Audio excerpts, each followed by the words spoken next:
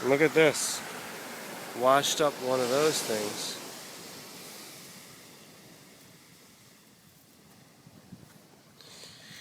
Lots of life in there. But what I'm really thinking about more and more is the expanding Earth. It's a theory.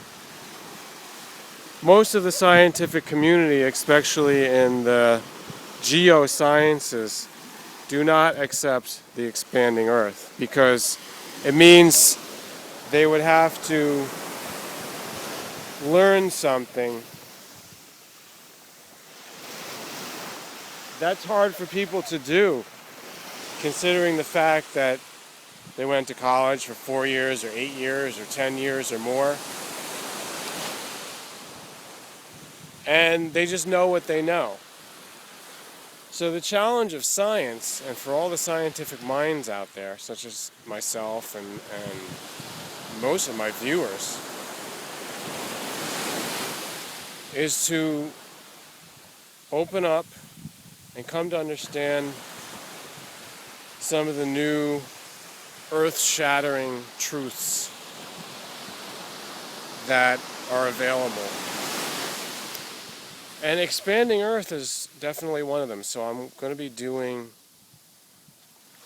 more videos on that like I did. I believe I started last year. So I'll have to look up the actual video and maybe put the link down there if I get a chance. But I basically want to tell you that the oceans just happens to be where the water settles. Because our Earth is based on two levels. There's a continental level, which is above, and there's the underwater level, which is below. And sea level needs to be understood this way. It's a dividing line. Because you have just as many features in reverse or opposite below sea level. You've got canyons and crevices, abysses. I don't exactly know the plural of abysses. Abysses. And you've got mountains. So it's not actually in reverse. It's just a second level of pretty much a similar thing. Yeah, here's another one of those.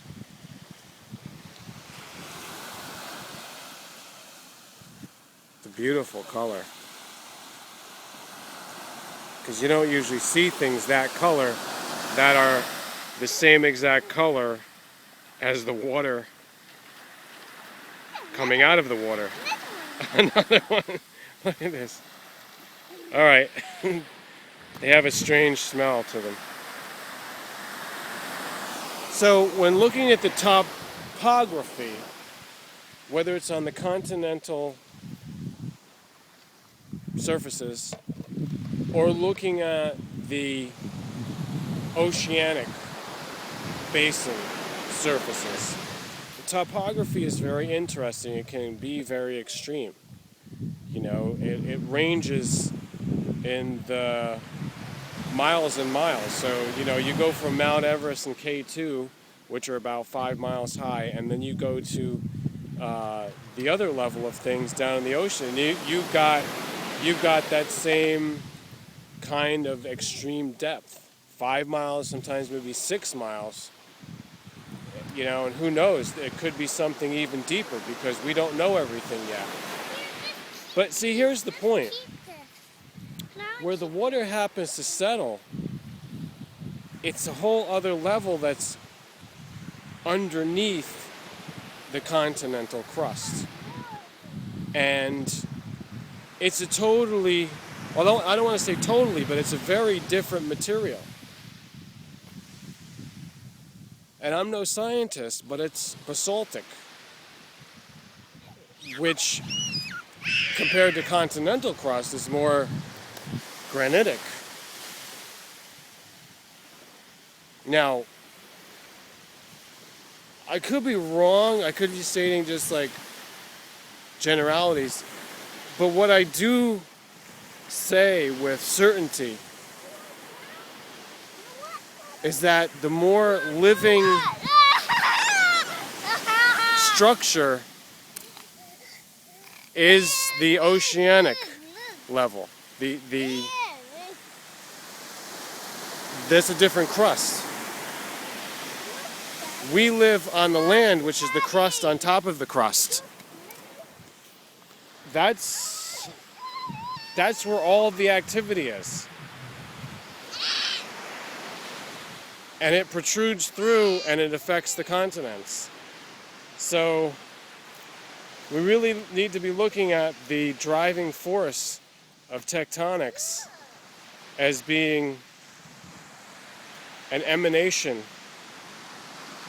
from below. It's oceanic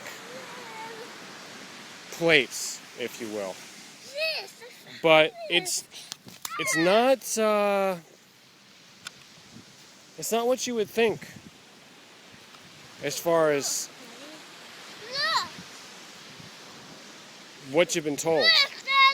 The Pangea theory.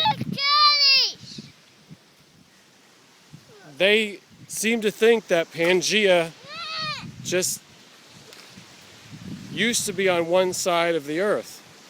But how can that be?